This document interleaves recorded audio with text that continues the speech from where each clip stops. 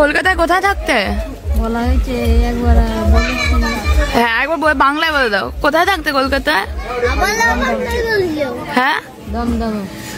দমদমে? বাংলাদেশে কোথা থেকে এসেছো? বাংলাদেশে যশোর থেকে। কবে এলে? 5 মাস আগে এসেছো? কিভাবে এলে?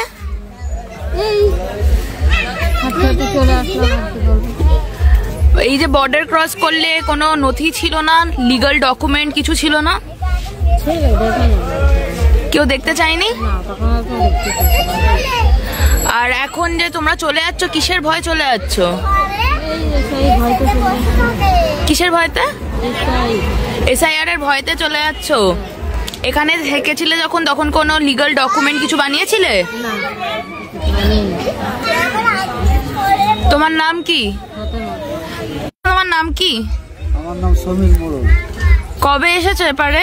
আমি 2010 সালে আসি। 2010 থেকে এতদিন 2025 অব্দি এখানে থেকেছো, কোনো পেপার নেই?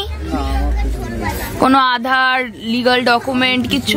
কিছুই করাইনি। আমি 3 বছর আসার পরে আমি বাড়ি চলে যেতে চাইলাম, তখন আমার ওই ইচ্ছা করলো বুকের যন্ত্রণা, আমি সেই বেরিয়ে ওষুধ খাই, এসবের কিছু না। আমি বাংলাদেশের লোক কিন্তু কাজ আমি করি না, আমি তো দেশে চলে যাবো। বাংলাদেশে তুমি কোথায় থাকতে? যশোর জেলা। তো এই যে তুমি চলে যাচ্ছ, এখন কিসের ভয় লাগছে? হয় এখন আমাকে দেখা যাচ্ছে বর্ডার ছাড়ি দেশে আমরা তাই চলে যাচ্ছি, টাকা পয়সা লাগবে না।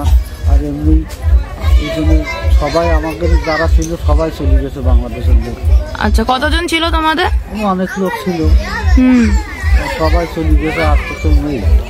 আমরা এটা কি SIR এর ভয়? হ্যাঁ, ভয়তে সব চলে গেছে। আচ্ছা, তো তোমরা যখন এসেছিলে তোমরা কিভাবে এসেছিলে? নদীপথ দিয়ে? না, আমরা এই বর্ডার দিকে যাইলাম। তো কেউ ধরেনি?